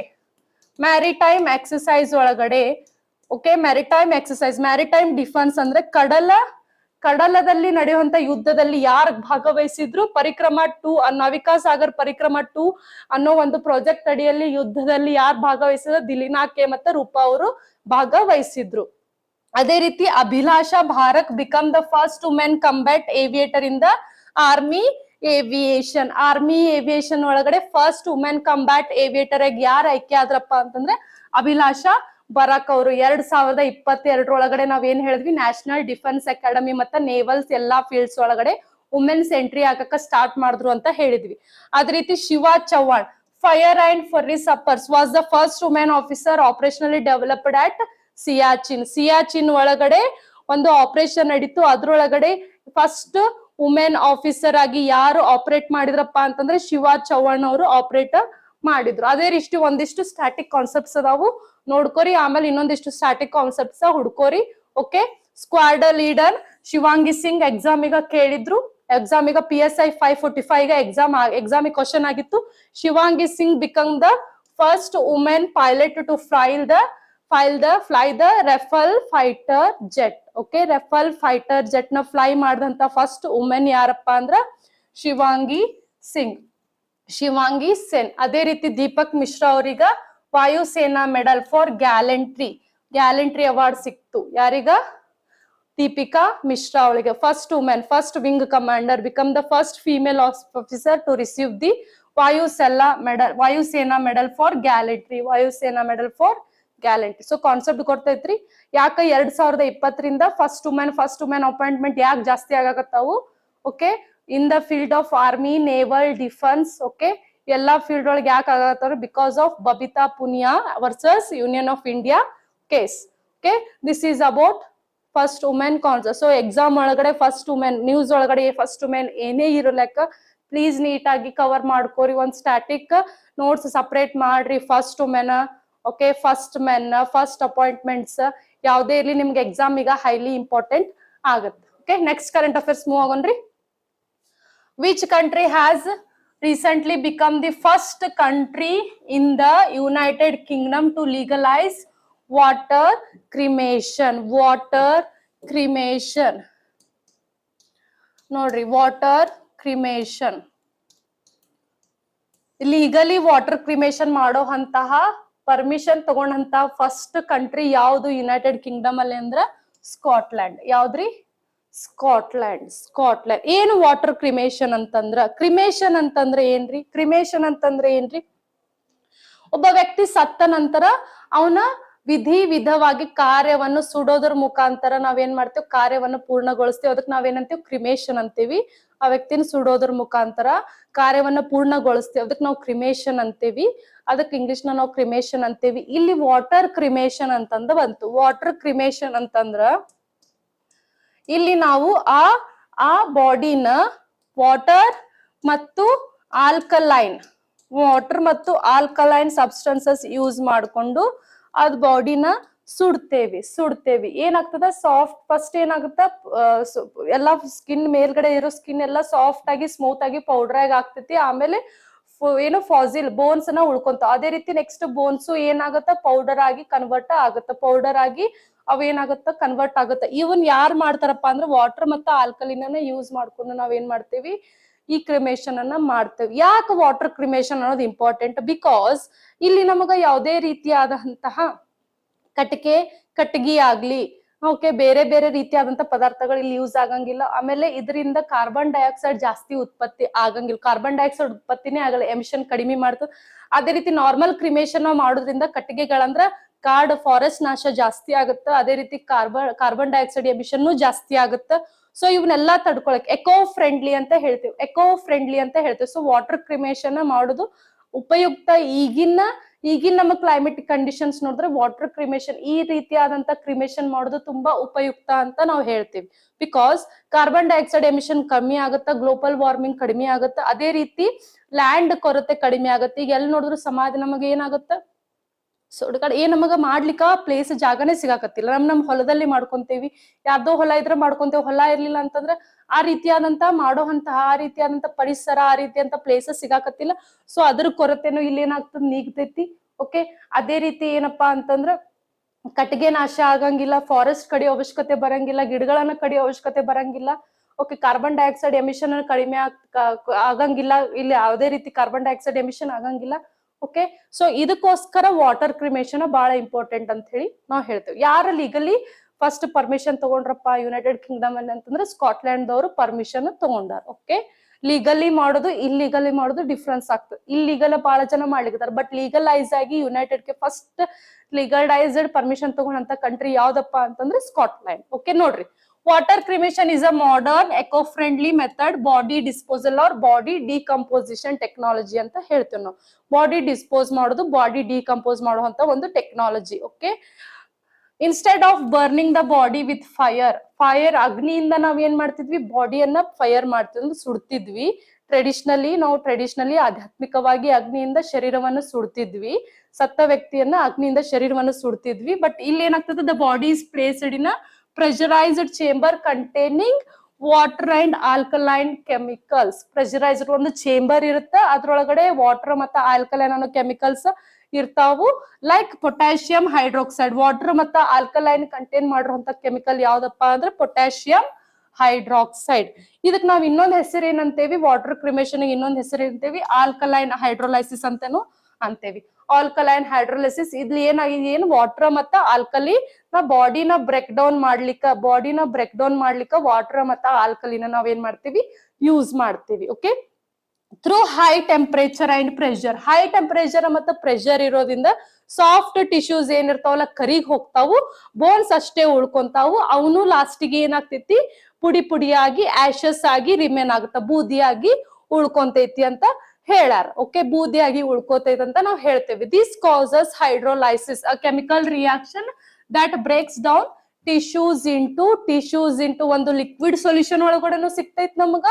ಅದೇ ರೀತಿ ಸಾಫ್ಟ್ ಬೋನ್ ರಿಮೇನ್ಸ್ ನಾಗು ಸಿಗ್ತೈತಿ. ಲಿಕ್ವಿಡ್ ಸೊಲ್ಯೂಷನ್ ಒಳಗಡೆ ಸಿಗ್ತೈತಿ ನಮಗ. ಲಿಕ್ವಿಡ್ ಸೊಲ್ಯೂಷನ್ ಆಶಸ್ ನಾಗು ಸಿಗ್ತೈತಿ, ನಮ್ಮ ಬೂದಿಯಿಂದನು ಸಿಗ್ತೈತಿ. ಅದೇ ರೀತಿ ಲಿಕ್ವಿಡ್ ಆಗಿನೂ ನಮಗ ಸಿಗ್ತದೆ. ಎರಡು ರೀತಿ ಒಳಗಡೆ ನಮಗ್ ಸಿಗ್ತತಿ ಅಂತ ಹೇಳಾರ. ಅದನ್ನ ಲಿಕ್ವಿಡ್ ಸೊಲ್ಯೂಷನ್ ನಾವು ಆರ್ಗ್ಯಾನಿಕ್ ಕಂಪೌಂಡ್ ಆಗಿನೂ ಪರಿವರ್ತನೆ ಮಾಡಬಹುದು. ಆಮೇಲೆ ಆರ್ಗ್ಯಾನಿಕ್ ಕಂಪೌಂಡ್ ಆಗಿನೂ ನಾವು ಪರಿವರ್ತನೆ ಮಾಡಬಹುದು ಅಂತ ಹೇಳ್ಯಾರ. ಸೊ ಟ್ರೆಡಿಷನಲ್ ಕ್ರಿಮೇಷನ್ ಒಳಗಡೆ ಅಂದ್ರ ನಾವು ಸುಡ್ತಿದ್ವಲ್ಲ, ನಾವು ನಾರ್ಮಲ್ ನಮ್ಮ ಟ್ರೆಡಿಷನಲಿ ಕಲ್ಚರ್ ನಾವು ಯಾವ ರೀತಿ ಏನು ಕಾರ್ಯವನ್ನು ಮಾಡ್ತಿದ್ವಲ್ಲ, ಸತ್ತ ವ್ಯಕ್ತಿದ್ ಕಾರ್ಯವನ್ನು ಮಾಡ್ತಿದ್ವಿ, ಅಲ್ಲಿ ಏನಾಗ್ತಿತ್ತು, emits large amount of CO2, carbon dioxide ಜಾಸ್ತಿ ಹೊರಸೂಸ್ತಿತ್ತು. ಅದೇ ರೀತಿ ಫೈರ್ ವುಡ್ ಮತ್ತೆ ಫಾಸಿಲ್ ಫ್ಯೂಯಲ್ ಜಾಸ್ತಿ ಯೂಸ್ ಆಗ್ತಿತ್ತು. ಏರ್ ಪೊಲ್ಯೂಷನ್ ಜಾಸ್ತಿ ಆಗ್ತಿತ್ತು. ಸೊ ಇಲ್ಲಿ ವಾಟರ್ ಕ್ರಿಮೇಷನ್ ಮಾಡೋದ್ರಿಂದ ಏನಾಗತ್ತ, ವಾಟರ್ ಕ್ರಿಮೇಷನ್ ಮಾಡೋದು uses 90% less energy, produces almost zero direct carbon emissions. Energy ಕಡಿಮೆ ಯೂಸ್ ಆಗುತ್ತೆ, ಯಾವುದೇ ರೀತಿ ಫೈರ್ ವುಡ್ ವರ್ಕ್ ಇಲ್ಲ, ಯಾವುದೇ ರೀತಿ ಫಾಸಿಲ್ ಫ್ಯೂಯಲ್ಸ್ ಯೂಸ್ ಆಗಂಗಿಲ್ಲ. ಓಕೆ, ಇಲ್ಲಿ ಏನಾಗತ್ತ, ಜಸ್ಟ್ ಈ ವಾಟರ್ ಮತ್ತೆ alkali, sodium hydroxide, potassium hydroxide ಅಷ್ಟೇ ನಮ್ಗೆ ಯೂಸ್ ಆಗತ್ತ. ಆಮೇಲೆ ಕಾರ್ಬನ್ ಡೈಆಕ್ಸೈಡ್ ಎಮಿಷನ್ ಏನು ಹೊರಸೂಸೋದಿಲ್ಲ, ಝೀರೋ ಡೈರೆಕ್ಟ್ ಕಾರ್ಬನ್ ಎಮಿಷನ್ ಅಂತ ಹೇಳ್ತೇವಿ. ಅದೇ ರೀತಿ ಲ್ಯಾಂಡ್ ಗಳು ಸೇವ್ ಆಗ್ತದ compare to burial. Okay, land ಗಳು ಇಲ್ಲಿ ಸೇವ್ ಆಗುತ್ತ. Therefore considered as a green funeral technology. ಅದಕ್ಕ ನಾವೇನಂತೇವಿ, ಗ್ರೀನ್ ಫ್ಯೂನರಲ್ ಟೆಕ್ನಾಲಜಿ ಅಂತ ಹೇಳ್ತೇವಿ, ಎಕೋ ಫ್ರೆಂಡ್ಲಿ ಅಂತ ಹೇಳ್ತೇವಿ. ಓಕೆ, ಇಲ್ಲಿ ಅಡ್ವಾಂಟೇಜಸ್ ಏನದಾವ್ರಿ ವಾಟರ್ ಕ್ರಿಮೇಷನ್ ಮಾಡೋದ್ರಿಂದ? ಅಡ್ವಾಂಟೇಜಸ್ ಏನೇನಿದಾವು ಅಂದ್ರ, water cremation is considered as eco friendly. ಯಾಕೆ ಎಕೋ ಫ್ರೆಂಡ್ಲಿ ಅಂತೇವಂದ್ರ, producers very low carbon emission ಅನ್ನು ಕಡಿಮೆ ಮಾಡುತ್ತಾ. Less energy then flame cremation. Okay, ಏನು ನಾವು ಬೆಂಕಿಯನ್ನ ಯೂಸ್ ಮಾಡೋದ್ರಿಂದ ಜಾಸ್ತಿ ಎನರ್ಜಿ ಆಗುತ್ತ, ಬಟ್ ಇಲ್ಲಿ ಯಾವುದೇ ರೀತಿ ಬೆಂಕಿ ಯೂಸ್ ಮಾಡಂಗಿಲ್ಲ, ಅದಕ್ಕೆ ಕಡಿಮೆ ಎನರ್ಜಿನ ಇಲ್ಲೂ ಆಗ್ತದ. ಆಮೇಲೆ ವುಡ್ ಮತ್ತು ಫಾಸಿಲ್ ಫ್ಯೂಯಲ್ಸ್ ನ ಬರ್ನ್ ಮಾಡೋ ಅವಶ್ಯಕತೆನೇ ಇರಂಗಿಲ್ಲ. ಇವು ಬರ್ನ್ ಮಾಡೋದ್ರಿಂದ ಏನಾಗುತ್ತೆ, ಕಾರ್ಬನ್ ಎಮಿಷನ್ ಜಾಸ್ತಿ ಆಗುತ್ತ. ಡಿಫಾರೆಸ್ಟೇಷನ್ ಅಂದ್ರೆ ಕಾಡು ನಾಶ ಕಡಿಮೆ ಆಗುತ್ತ. Prevents release of toxic gases and mercury vapours. ಯಾವುದೇ ರೀತಿಯಾದಂತಹ ಕೆಟ್ಟು ಹೊರಸೂಸುವಿಕೆಯನ್ನು ತಡೆಗಟ್ತದೆ, ಯಾವುದೇ ರೀತಿ ಹೊರಸೂಸೋದಿಲ್ಲ. ನಮ್ಮ ಎನ್ವಿರಾನ್ಮೆಂಟ್, ನಮ್ಮ ಓಝೋನ್ ಲೇಯರ್ ನಾಶ ಆಗುವಂತ ಯಾವುದೇ ರೀತಿ ಗ್ಯಾಸಸ್ ನ ಇದು ಪ್ರೊಡ್ಯೂಸ್ ಮಾಡಂಗಿಲ್ಲ. Okay, saves urban land. Okay, urban land ನ ಸೇವ್ ಮಾಡ್ತೈತಿ ಅಂತ ಹೇಳಾರ. ಸೊ ಇಲ್ಲಿ ಹೈಡ್ರೋಲೈಸಿಸ್ ಅನ್ನೋ ಒಂದು ಕಾನ್ಸೆಪ್ಟ್ ಬರ್ತೈತಿ. ಹೈಡ್ರೋ ಅಂದ್ರೆ ವಾಟರ್, ಲೈಸಿಸ್ ಅಂದ್ರೆ ಟು ಬ್ರೇಕ್ ಆರ್ ಅನ್ಬೈಂಡ್ ಅಂತ ಹೇಳ್ತೀವಿ. ವಾಟರ್ ನ ಬ್ರೇಕ್ ಮಾಡೋದಕ್ಕೆ ನಾವೇನಂತೀವಿ, ಹೈಡ್ರೋಲೈಸಿಸ್ ಅಂತ ಹೇಳ್ತೀವಿ. Water breaks chemical bonds in a molecule, splitting it into smaller components. ಈ ಕೆಮಿಕಲ್ ಬಾಂಡ್ಸ್ ಏನ್ ಮಾಡ್ತದ, ವಾಟರ್ ಬ್ರೇಕ್ ಮಾಡಿ ಸ್ಮಾಲ್ ಕಾಂಪೋನೆಂಟ್ಸ್ ಒಳಗಡೆ ಪುಡಿ ಆಗಿ ಇದನ್ನ ಏನ್ ಮಾಡ್ತದ, ಉದುರ್ಸೈತಿ. ಕಾಂಪ್ಲೆಕ್ಸ್ ಸಬ್ಸ್ಟೆನ್ಸಸ್ ಅನ್ನ ಸಿಂಪ್ಲರ್ ಒನ್ಸ್ ಆಗಿ ಕನ್ವರ್ಟ್ ಮಾಡ್ತೈತಿ. ಅಂದ್ರ ಪಾಲಿಮರ್ಸ್ ನ ಮೋನೋಮರ್ಸ್ ಆಗಿ ಕನ್ವರ್ಟ್ ಮಾಡ್ತೈತಿ. By introducing water often acting as the reverse of condensation reactions. Okay, ಇದರಿಂದ ಏನಾಗತ್ತಪ್ಪ ಅಂತಂದ್ರ ಕಾಂಪ್ಲೆಕ್ಸ್ ಸಬ್ಸ್ಟೆನ್ಸಸ್ ಸಿಂಪ್ಲರ್ ಆಗಿ ಕನ್ವರ್ಟ್ ಮಾಡುತ್ತ. ಅದರಿಂದ ಏನಾಗುತ್ತೆ, ಅದ್ರ ಜೊತೆ ವಾಟರ್ ನ ಇಂಟ್ರೊಡ್ಯೂಸ್ ಮಾಡೋದ್ರಿಂದ ಏನಾಗುತ್ತೆ, ಇಲ್ಲಿ ರಿವರ್ಸ್ ಕಂಡೆನ್ಸೇಷನ್ ರಿಯಾಕ್ಷನ್ ಆಗುತ್ತೆ. ಇದರಿಂದ ಏನಾಗುತ್ತೆ, ವಾಟರ್ ಕ್ರಿಯೇಟ್ ಆಗುತ್ತೆ. ಇದರಿಂದ ವಾಟರ್ ಕಂಟೆಂಟ್ ಕ್ರಿಯೇಟ್ ಆಗುತ್ತೆ ಅಂತ ನಾವು ಹೇಳ್ತೇವೆ. ಓಕೆ, ಸೊ ಇವ್ ಎದಕ್ ಇಂಪಾರ್ಟೆಂಟ್ ಹೈಡ್ರೋಲೈಸಿಸ್ ಅಂತಂದ್ರೆ, vital for digestion. Hydrolysis breaks down proteins into amino acids, fats into fatty acids and starch into glucose ಅಂತ ಹೇಳ್ತೇವೆ. ಹೈಡ್ರೋಲೈಸಿಸ್ ನೋಡ್ರಿ, ಪ್ರೋಟೀನ್ಸ್ ಇದ್ದಿದ್ದು ಏನ್ ಮಾಡ್ತದ, ಅಮೈನೋ ಆಸಿಡ್ಸ್ ಆಗಿ ಕನ್ವರ್ಟ್ ಮಾಡ್ತೈತಿ. ಫ್ಯಾಟಿ ಇದ್ದಿದ್ದು ಏನ್ ಮಾಡ್ತದ, ಫ್ಯಾಟ್ಸ್ ಇದ್ದಿದ್ದು ಏನ್ ಮಾಡ್ತದ, ಫ್ಯಾಟಿ ಆಸಿಡ್ಸ್ ಆಗಿ ಕನ್ವರ್ಟ್ ಮಾಡ್ತೈತಿ. ಸ್ಟಾರ್ಚ್ ಏನ್ ಮಾಡ್ತೈತಿ, ಗ್ಲೂಕೋಸ್ ಆಗಿ ಕನ್ವರ್ಟ್ ಮಾಡ್ತದ. ಸೊ ಡೈಜೆಷನ್ ಆಗ್ಲಿಕ್ಕೆ ಇದು ಹೆಲ್ಪ್ಫುಲ್ ಮಾಡ್ತೈತಿ. ಓಕೆ, ಇಲ್ಲಿ ಎನರ್ಜಿ ಯಾವ್ಯಾವ ರೀತಿ ಎನರ್ಜಿ ರಿಲೀಸ್ ಆಗುತ್ತಪ್ಪ ಅಂತಂದ್ರೆ, ATP ರಿಲೀಸ್ ಆಗುತ್ತೆ. ಅಡಿನೋಸಿನ್ ಟ್ರೈಫಾಸ್ಫೇಟ್ ಅಂತ ಹೇಳ್ತೀವಿ. DNA ಸ್ಟ್ರಕ್ಚರ್ ಕೇಳಿರಿ. ಸೊ ಅಲ್ಲಿ ಶುಗರ್ ಮಾಲಿಕ್ಯೂಲ್ಸ್ ನಮಗ ಬೇಕಾಗ್ತದೆ. ಸೊ ಅಡಿನೋಸಿನ್ ಟ್ರೈಫಾಸ್ಫೇಟ್ ಅಂದ್ರೆ ಶುಗರ್ ಮಾಲಿಕ್ಯೂಲ್ಸ್ ಬೇಕಾಗ್ತದೆ. ಇದೇನಾಗ್ತದೆ, phosphate for releasing energy for cellular functions. ಇದು ಏನ್ ಮಾಡ್ತದೆ, ಹೈಡ್ರೋಲೈಸಿಸ್ ಅಡಿನೋಸಿನ್ ಟ್ರೈಫಾಸ್ಫೇಟ್ ಒಳಗಡೆ ಫಾಸ್ಫೇಟ್ ಬಾಂಡ್ ನ ಬ್ರೇಕ್ ಮಾಡ್ತೈತಿ. ಇದರಿಂದ ಏನಾಗತ್ತ, ಸೆಲ್ಯುಲಾರ್ ರೆಸ್ಪಿರೇಷನ್ ಆಗ್ಲಿಕ್ಕ ಹೆಲ್ಪ್ ಆಗುತ್ತೆ. ಸೆಲ್ಯುಲಾರ್ ಫಂಕ್ಷನ್, ಸೆಲ್ ಒಳಗಡೆ ವಿವಿಧ ರೀತಿಯಾದ ಸೆಲ್ ಆರ್ಗನಲ್ಸ್ ಅಂತ ಹೇಳ್ತೀವಿ. ನ್ಯೂಕ್ಲಿಯಸ್ ಆಗಿರ್ಬೋದು, ಗೋಲ್ಗಿ ಕಾಂಪ್ಲೆಕ್ಸ್ ಆಗಿರ್ಬೋದು, ಮೈಟೋಕಾಂಡ್ರಿಯಾ ಆಗಿರ್ಬೋದು. ಓಕೆ, ಅದೇ ರೀತಿ ಸೆಲ್ ವಾಲ್ ಆಗಿರ್ಬೋದು, ಲೈಸೋಸೋಮ್ಸ್ ಆಗಿರ್ಬೋದು, ರೈಬೋಸೋಮ್ಸ್ ಆಗಿರ್ಬೋದು. ಓಕೆ, ಸುಸೈಡಲ್ ಬ್ಯಾಗ್ಸ್ ಅಂತ ಹೇಳ್ತೀವಿ, ಪ್ರೋಟೀನ್ ಫ್ಯಾಕ್ಟರೀಸ್ ಅಂತ ಹೇಳ್ತೀವಿ. ಓಕೆ, ಸೊ ಈ ರೀತಿಯಾದಂತ ಎಲ್ಲಾ ಸೆಲ್ಸ್ ಫಂಕ್ಷನ್ ಆಗ್ಲಿಕ್ಕೆ ಏನಾಗ್ತೈತಿ, ಹೆಲ್ಪ್ ಆಗುತ್ತೆ. ಸೊ ನೋಡ್ರಿ, ಎಕ್ಸಾಂಪಲ್ಸ್ ಏನಂತ, digestion of food, hydrolysis of starches, break down of rock by acidic water ಅಂತ ಹೇಳ್ತೀವಿ. ಕೆಮಿಕಲ್ ವೆದರಿಂಗ್ ಕೆಮಿಕಲ್ ವೆದರಿಂಗ್ ಅಂತ ಹೇಳ್ತೇವೆ. ನೋಡ್ರಿ, ಆಸಿಡಿಕ್ ವಾಟರ್ ಅಂತಂದ್ರೆ ಆಸಿಡ್ ರೇನ್ ಆಗತ್ತಲ್ಲ, ಆಸಿಡ್ ರೇನ್ ಆದಾಗ ಏನಾಗತ್ತ, ರಾಕ್ಸ್ ಏನಾಗ್ತಾವ, ಬ್ರೇಕ್ ಡೌನ್ ಆಗುತ್ತ. ರಾಕ್ಸ್ ಏನಾಗ್ತಾವ, ಕಲ್ಲುಗಳು ಏನಾಗ್ತಾವ, ಬ್ರೇಕ್ ಡೌನ್ ಆಗತ್ತ. ಗೊತ್ತೈತ್ರಿ? ಹೈಡ್ರೋಲೈಸಿಸ್ ಇವೆಲ್ಲ examples. Digestion of food digestion ಆಗೋದು, ಅದೇ ರೀತಿ ಸ್ಟಾರ್ಚ್ ಡೈಜೆಷನ್ ಹೈಡ್ರೋಲೈಸಿಸ್ ಆಗೋದು, ಅದೇ ರೀತಿ ಆಸಿಡಿಕ್ ವಾಟರ್ ಇಂದ ರಾಕ್ಸ್ ಬ್ರೇಕ್ ಡೌನ್ ಆಗೋದು. ಇವೆಲ್ಲ ಯಾವ್ದಕ್ಕೆ ಎಕ್ಸಾಂಪಲ್ ರೀ? Hydrolysis example. So this is about water cremation. Water cremation ನಿಮಗ ಎಕ್ಸಾಮ್ ಈಗ ವಾಟರ್ ಕ್ರಿಮೇಷನ್ ಯಾವ ಕಂಟ್ರಿ ಫಸ್ಟ್ ನಮ್ ಇಂಡಿಯಾ ಪರ್ಸ್ಪೆಕ್ಟಿವ್ ಇರ್ಲಿಲ್ಲಪ್ಪ ಅಂದ್ರೂ ವಾಟರ್ ಕ್ರಿಮೇಷನ್ ಬಗ್ಗೆ ನಿಮ್ಗೆ ಕೇಳ್ಬೋದು.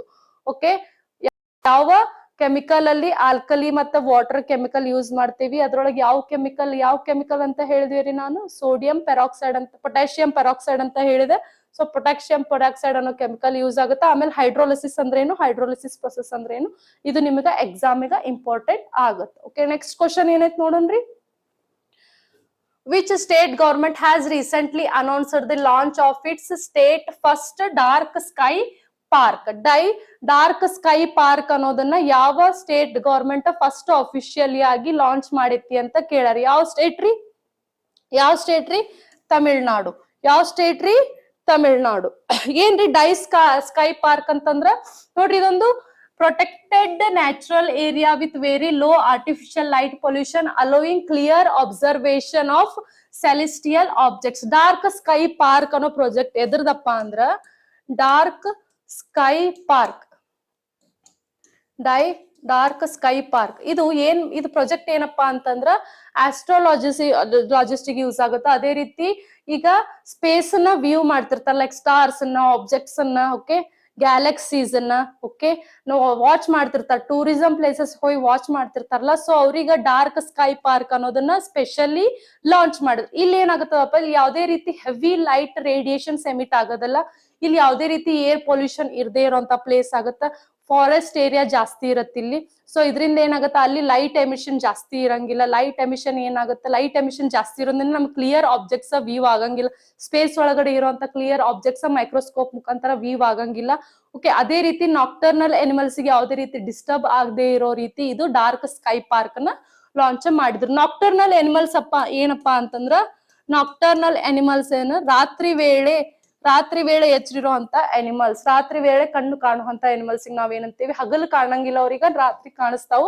ಎಕ್ಸಾಂಪಲ್ ಬಾವಲಿ ಅಂತ ಅಂತೀವಿ ನಾವು, ಬ್ಯಾಟ್ಸ್ ಅಂತ ಅಂತೀವಿ. ಓಕೆ, ಅಂತ ಅನಿಮಲ್ಸ್ ನಾವೇನಂತೀವಿ nocturnal animal. So night time ನಾಗ ಹೆವಿ ಲೈಟ್ ರೇಡಿಯೇಷನ್ ಎಮಿಟ್ಸ್ ಆಗೋದ್ರಿಂದ ಇವ್ರ ಐಸಿಗೆ ಡಿಸ್ಟರ್ಬೆನ್ಸ್ ಆಗುತ್ತೆ. ನಾಕ್ಟರ್ನಲ್ ಅನಿಮಲ್ಸ್ ಗೆ ಯಾವುದೇ ರೀತಿ ಡಿಸ್ಟರ್ಬೆನ್ಸ್ ಆಗೋದ್ರಿಂದ ವ್ಯೂ ಪಾಯಿಂಟ್ ಆಗದೆ ಇರೋ ರೀತಿ ವ್ಯೂ ಪಾಯಿಂಟ್ ಅಲ್ಲಿ ಡಾರ್ಕ್ ಸ್ಕೈ ಪಾರ್ಕ್ ಅನ್ನ ಒಳಗಡೆ ಟೂರಿಸಂ ಆಕ್ಟಿವಿಟೀಸ್ ಅನ್ನ ಮಾಡೋದಕ್ಕೆ ನಾವೇನಂತೀವಿ ಡಾರ್ಕ್ ಸ್ಕೈ ಪಾರ್ಕ್ ಅಂತ ಅಂತೀವಿ. ನೋಡ್ರಿ, low artificial light pollution, artificially low pollution ಇರ್ತದ್ರಿ, ಸ್ವಲ್ಪ ಇರ್ತದ, ಬಟ್ ಲೋ ಪೊಲ್ಯೂಷನ್ ಇರ್ತದ ಕಂಪೇರ್ ಟು ಹೈ ಡೇ ಆಗ್ತಿರೋ ಅಂತ ಪೊಲ್ಯೂಷನ್ ಕಂಪೇರ್ ಮಾಡಿದ್ರೆ ಲೋ ಪೊಲ್ಯೂಷನ್ ಇರ್ತದ.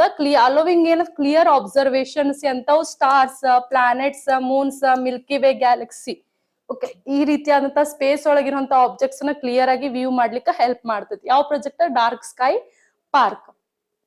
ದೀಸ್ ಪಾರ್ಕ್ಸ್ ಪ್ರಮೋಟ್ಸ್, ಈ ಪಾರ್ಕ್ಸ್ ಏನೇನ್ ಪ್ರಮೋಟ್ ಮಾಡಬಹುದು ಅಂದ್ರೆ astronomy education, scientific research, environmental conservation. ಇದರಿಂದ ಏನೇನ್ ಆಗ್ತದಪ್ಪ ಅಂತಂದ್ರ ಎಜುಕೇಶನ್, ಆಸ್ಟ್ರಾಲಜಿಸ್ಟ್ ಇರ್ತಾರಲ್ಲ ಅವ್ರ ಎಜುಕೇಶನ್ ಹೆಲ್ಪ್ ಆಗುತ್ತೆ. ಅದೇ ರೀತಿ ಸೈಂಟಿಫಿಕ್ ರಿಸರ್ಚ್ ಹೆಲ್ಪ್ ಆಗುತ್ತೆ. ಅದೇ ರೀತಿ ಎನ್ವಿರಾನ್ಮೆಂಟಲ್ ಕನ್ಸರ್ವೇಶನ್ ಹೆಲ್ಪ್ ಆಗುತ್ತೆ. ಓಕೆ, ಸೊ ನೆಕ್ಸ್ಟ್ ಏನಪ್ಪಾ ಅಂತಂದ್ರೆ they are recognised globally by organisation like international dark sky association. ಈ ಪಾರ್ಕ್ ಗಳನ್ನ ಗ್ಲೋಬಲಿ ರೆಕಗ್ನೈಸ್ ಯಾರು ಮಾಡ್ತಾರಪ್ಪ ಅಂತಂದ್ರೆ ಇಂಟರ್ನ್ಯಾಷನಲ್ ಡಾರ್ಕ್ ಸ್ಕೈ ಅಸೋಸಿಯೇಷನ್ ದವರು ರೆಕಗ್ನೈಸ್ ಮಾಡ್ತಾರ. ಲೊಕೇಶನ್ ಎಲ್ಲೈತ್ರಿ? ಇದು Ariyur Shola reserve forest, Kolli hills. Ariyur Shola reserve forest, Kolli hills. ಯಾವ ಡಿಸ್ಟಿಕ್? ನಮಕ್ಕಲ್ ಡಿಸ್ಟಿಕ್. ಯಾವ ಡಿಸ್ಟಿಕ್? ನಮಕ್ಕಲ್. ಎಲ್ಲೈತಿ ಲೊಕೇಶನ್ ಅಂತಂದ್ರೆ Ariyur Shola reserve forest, Kolli hills ಅಲ್ಲಿ ಬರ್ತೈತಿ. ಯಾವ ಡಿಸ್ಟಿಕ್ ಅಪ್ಪ ಅಂದ್ರೆ ನಮ್ಮಕ್ಕಲ್ ಡಿಸ್ಟಿಕ್. ಇದ್ರ ಪರ್ಪೋಸ್ ಏನಪ್ಪಾ ಅಂದ್ರೆ ಆಸ್ಟ್ರೋ ಟೂರಿಸಂ ಮತ್ತು ಸೈಂಟಿಫಿಕ್ ಅವೇರ್ನೆಸ್ ನ ಜಾಸ್ತಿ ಮಾಡೋದು ಇದ್ರದ್ದು ಮೇನ್ ಉದ್ದೇಶ ಆಗೈತೆ. ಡಾರ್ಕ್ ಸ್ಕೈ ಪಾರ್ಕ್ ಲಾಂಚ್ ಮಾಡಿರುವಂತ ಮೇನ್ ಉದ್ದೇಶ ಏನಪ್ಪಾ ಅಂತಂದ್ರ ಸೈಂಟಿಫಿಕ್ ಅವೇರ್ನೆಸ್ ಜಾಸ್ತಿ ಮಾಡ್ಬೇಕು, ಅದೇ ರೀತಿ ಆಸ್ಟ್ರೋ ಟೂರಿಸಂ ಅನ್ನ ಜಾಸ್ತಿ ಮಾಡ್ಬೇಕು, ಇದ್ರ ಉದ್ದೇಶ ಆಗೈತಿ. ಇದನ್ನ ಈ ಏರಿಯಾನ ಯಾಕೆ ಸೆಲೆಕ್ಟ್ ಮಾಡ್ಯಾರಪ್ಪ ಅಂತಂದ್ರೆ ಇದು ಹೈ ಅಲ್ಟಿಟ್ಯೂಡ್ ಒಳಗಡೆ ಐತಿ, ಎತ್ತರದ ಭೂ ಪ್ರದೇಶದಲ್ಲಿ ಐತಿ, ಡೆನ್ಸ್ ಫಾರೆಸ್ಟ್ ಕವರ್ ಐತಿ. ಓಕೆ, ಆಮೇಲೆ ಮಿನಿಮಲ್ ಅರ್ಬನ್ ಲೈಟಿಂಗ್, ಅದ್ರ ಸುತ್ತ ಇರುವಂತ ಅರ್ಬನ್ ಏರಿಯಾದಾಗ ಲೈಟನಿಂಗ್ ಕಡಿಮೆ ಐತಿ, ಲೈಟನಿಂಗ್ ಯೂಸ್ ಮಾಡೋದು ಕಡಿಮೆ ಐತಿ. ಆಮೇಲೆ ಕ್ಲಿಯರ್ ನೈಟ್ ಸ್ಕೈ ವಿಸಿಬಿಲಿಟಿ ಆ ಏರಿಯಾದಾಗ ಆಗುತ್ತ ಅಂತ ಹೇಳ್ಯಾರ. Okay, these parts also includes solar powered infrastructure and telescopes for night sky observation. ಈ ನೈಟ್ ಸ್ಕೈ ಅಬ್ಸರ್ವೇಷನ್ ಮಾಡ್ಬೇಕಪ್ಪ ಅಂದ್ರೆ ಏನೇನ್ ಸಿಗ್ಬೇಕಪ್ಪ ಅಂದ್ರೆ ಸೋಲಾರ್ ಪವರ್ಡ್ ಇನ್ಫ್ರಾಸ್ಟ್ರಕ್ಚರ್ ಬೇಕು, ಅದೇ ರೀತಿ ಟೆಲಿಸ್ಕೋಪ್ನು ಬೇಕು ಅಂತ ಹೇಳಿದಾರೆ. ಓಕೆ, ಸೊ ನೆಕ್ಸ್ಟ್ ನೋಡ್ರಿ, ಡಾರ್ಕ್ ಸ್ಕೈ ಪಾರ್ಕ್ಸ್ ಎಲ್ಲೆಲ್ಲಿ ಹೆಲ್ಪ್ ಆಗ್ತದಪ್ಪ ಅಂತಂದ್ರೆ controlling light pollution. Okay, light pollution ಅನ್ನ ಕಂಟ್ರೋಲ್ ಮಾಡ್ಲಿಕ್ಕೆ, ಅದೇ ರೀತಿ ನಾ ಆಲ್ರೆಡಿ ಹೇಳಿದೆ because of nocturnal wild life behaviour ಅಂತ ಹೇಳಿದೆ, protecting nocturnal wild life behaviour ಅಂತ ನಾ ಹೇಳಿದೆ. ಸೊ ನಾಕ್ಟರ್ನಲ್ ವೈಲ್ಡ್ ಲೈಫ್ಸ್ ಅಂತಂದ್ರೆ ಯಾರು, ನೈಟ್ ಆಕ್ಟಿವ್ ಇರ್ತಾರ ಮತ್ತೆ ಡ್ಯೂರಿಂಗ್ ಡೇದಾಗ ಸ್ಲೀಪ್ ಮಾಡ್ತಾರ. Example owls, bats, raccoons, hedgehogs and foxes. ಇವರೆಲ್ಲ ಏನ್ ಮಾಡ್ತಾರೆ, ಹಗ್ಲತ್ ನಿದ್ದೆ ಹೊಡಿತಾರ, ರಾತ್ರಿ ಎಚ್ಚರಿರ್ತಾರ ಇವರೆಲ್ಲ. ಸೊ ಇವ್ರಿಗ ಯಾವ್ದೇ ರೀತಿ ಡಿಸ್ಟರ್ಬೆನ್ಸ್ ಆಗದೆ ಇರೋಂಗ ಇವ್ರನ್ನ ಪ್ರೊಟೆಕ್ಟ್ ಮಾಡೋ ಸಂಬಂಧ ಏನ್ ಮಾಡೈತಿ, ಡಾರ್ಕ್ ಸ್ಕೈ ಪಾರ್ಕ್ ನ ಮಾಡೈತಿ.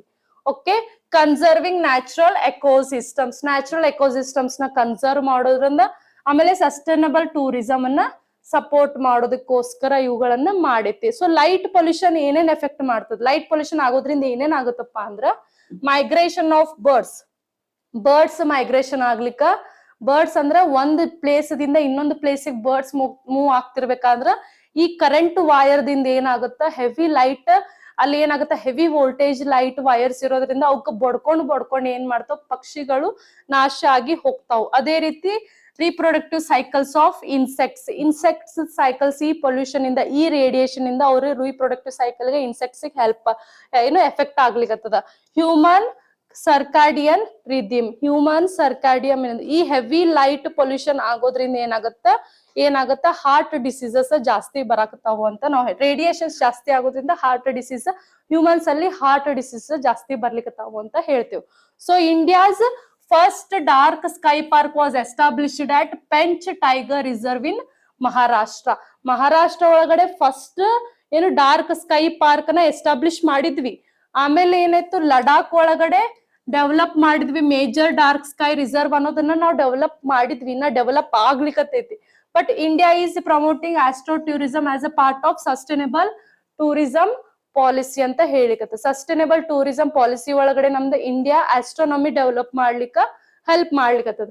While Panch Tiger Reserve in Maharashtra was previously recognized as India's first official dark sky park, but Aryur Shola Reserve Forest represents the first such dedicated part within the state of Tamil Nadu state ಒಳಗಡೆ first ಯಾವ್ದಪ್ಪ ಅಂತಂದ್ರ Ariyur Shola reserve forest. ಇದು dedicated ಆಗಿ work ಮಾಡ್ಲಿಕ್ಕೆ compared to while Pench tiger reserve in Maharashtra. ಇದು ಏನ್ ಮಾಡ್ಲಿಕ್ಕೆ ಚಲೋ ವರ್ಕ್ ಮಾಡ್ಲಿಕ್ಕೆ compared to Pench tiger reserve Maharashtra ಒಳಗಿನ್ಕಿಂತಲೂ ಈ ಡಾರ್ಕ್ ಸ್ಕೈ ಪಾರ್ಕ್ ಇಲ್ಲಿ ಕರೆಕ್ಟ್ ಆಗಿ ವರ್ಕ್ ಮಾಡ್ಲಿಕ್ಕತ್ತದ ಅಂತ ನಾವು ಹೇಳ್ತೇವೆ. Okay, so this is about dark sky park. So next question ನೋಡೋಣ್ರಿ. Where will the second edition of Indian Bison Fest be organized? Indian Bison Fest GOR ಅಂತ ಹೇಳ್ತೇವಿ, GUAR GORS ಅಂತ ಹೇಳ್ತೇವಿ. ಈ ಫೆಸ್ಟಿವಲ್ ನ ಎಲ್ಲಿ ಆರ್ಗನೈಸ್ ಮಾಡಿದ್ರು ಅಂದ್ರೆ ದೆಬ್ರಿಗಢ್ ವೈಲ್ಡ್ ಲೈಫ್ ಸೆಂಚುರಿ ಒಳಗಡೆ organise ಮಾಡಿದ್ರು. Debrigarh wildlife sanctuary, because ಈ ಗಾರ್ಸ್ ಆರ್ ಎಲ್ಸ್ ಬಿಸಾನ್ ಅಂತ ಹೇಳ್ತೇವೆ. ಈ ಅನಿಮಲ್ಸ್ ಪಾಪ್ಯುಲೇಷನ್ ಇನ್ಕ್ರೀಸ್ ಆಗ್ಲಿಕ್ಕದ, ಪಾಪ್ಯುಲೇಷನ್ ಇನ್ಕ್ರೀಸ್ ಆಗ್ಲತ್ತ. ಈ ಪಾಪ್ಯುಲೇಷನ್ ಇನ್ಕ್ರೀಸ್ ಆಗೋ ಖುಷಿ ಒಳಗಡೆ ನಾವ್ ಏನ್ ಮಾಡಿದ್ವಿ, ಇಂಡಿಯನ್ ಬಿಸಾನ್ ಫೆಸ್ಟ್ ನ ಆರ್ಗನೈಸ್ ಮಾಡಿದ್ವಿ. ಎಲ್ಲಪ್ಪ ಅಂತಂದ್ರೆ ದೆಬ್ರಿಗಢ್ ವೈಲ್ಡ್ ಲೈಫ್ ಸ್ಯಾಂಚುರಿ ಒಳಗಡೆ ಈ ಫೆಸ್ಟ್ ನಾವು ಆರ್ಗನೈಸ್ ಮಾಡಿದ್ವಿ. ಇದು ಯಾರು ಆರ್ಗನೈಸ್ ಮಾಡಿದ್ರಪ್ಪ ಅಂದ್ರ organised at the Debrigarh wildlife sanctuary in Sambalpur district of Odisha. ಈ ದೆಬ್ರಿಗಢ್ ವೈಲ್ಡ್ ಲೈಫ್ ಸೆಂಚುರಿ ಎಲ್ಲಿ ಬರ್ತಿತ್ರಿ, ಒಡಿಸ್ಸಾ ಒಳಗಡೆ ಬರ್ತದೆ, ಸಂಬಲ್ಪುರ್ ಡಿಸ್ಟಿಕ್ ಅಂತ ಹೇಳ್ತೀವಿ. ಓಕೆ, ಇದು ಯಾವಾಗ ಆಲ್ರೆಡಿ ನಡೆದಿತ್ತು, ಯಾವಾಗ ನಡೆದಂದ್ರೆ ಮಾರ್ಚ್ 8 ರಿಂದ 9 ಒಳಗಡೆ ನಡೆದದ. ಮಾರ್ಚ್ 8 ರಿಂದ 9 ಇದು ನಡೆದಿತ್ತು. 0 ಎಲ್ಲಿ ನೋಡಿದ್ರೆ 0 area of the sanctuary 0 area ಅಂತ ಹೇಳ್ತೇವೆ. ಅಂದ್ರೆ ಆ ಪಾಯಿಂಟ್ ಒಳಗಡೆ ಯಾವುದೇ ರೀತಿ ಡಿಸ್ಟರ್ಬೆನ್ಸಸ್ ಇರಂಗಿಲ್ಲ, ಯಾವುದೇ ರೀತಿ ಯಾರಿಗೂ ಯಾವುದೇ ರೀತಿ ಪ್ರಾಣಿಗಳಿಗೆ ಯಾವುದೇ ರೀತಿ ಎಫೆಕ್ಟ್ ಆಗಂಗೂ ಇಲ್ಲ. ಈ ಆರ್ಗನೈಸ್ ಮಾಡೋ ಇವೆಂಟ್ ಇಂದ ಯಾವುದೇ ಪ್ರಾಣಿಗೂ ಎಫೆಕ್ಟ್ ಆಗಲ್ಲ, ಪ್ರಾಣಿ ನಮಗೂ ಎಫೆಕ್ಟ್ ಆಗಲ್ಲ, ನಮ್ಮಿಂದ ಪ್ರಾಣಿಗೂ ಎಫೆಕ್ಟ್ ಆಗಲ್ಲ ಅಂತ ಏರಿಯಾಕ್ ನಾವ್ ಏನಂತೇವಿ 0 ಏರಿಯಾ ಅಂತ ನಾವ್ ಹೇಳ್ತೇವೆ. ಯಾರು ಹೋಸ್ಟೆಡ್ ಮಾಡಿದ್ರಪ್ಪ ಅಂದ್ರೆ ಹಿರಾಕುಡ್ ವೈಲ್ಡ್ ಲೈಫ್ ಡಿವಿಷನ್ ಅವರು ಹೋಸ್ಟ್ ಮಾಡಿದ್ರು. ಇದರಿಂದ ಏನ್ ಪ್ರಮೋಟ್ ಮಾಡ್ಲಿಕ್ಕೆ ಎಕೋ ಟೂರಿಸಂ ಮತ್ತೆ ಕನ್ಸರ್ವೇಶನ್ ಅನ್ನ ಪ್ರಮೋಟ್ ಮಾಡ್ಲಿಕ್ಕೆ. ಇಲ್ಲಿ ಯಾವ್ದಾವ್ದು ರೀತಿ ಆಕ್ಟಿವಿಟೀಸ್ ಅನ್ನ ಇನ್ಕ್ಲೂಡ್ ಮಾಡಿದ್ರಪ್ಪ, guided Indian safaris, night camping ಮತ್ತೆ ಸ್ಟಾರ್ ಗೇಸಿಂಗ್ ಮತ್ತೆ nature trails. Okay, night time ಅಲ್ಲಿ ನೈಟ್ ಕ್ಯಾಂಪಿಂಗ್ ಇತ್ತು, ಸ್ಟಾರ್ ಗೇಸಿಂಗ್ ಇತ್ತು, ಮತ್ತೆ ನೇಚರ್ ಟ್ರಯಲ್ಸ್ ಇತ್ತು. ಅದೇ ರೀತಿ ಸಫಾರಿನ ಇಂಟ್ರೊಡ್ಯೂಸ್ ಮಾಡಿದ್ರು, ಸಫಾರಿನೂ ಆರ್ಗನೈಸ್ ಮಾಡಿದ್ರು.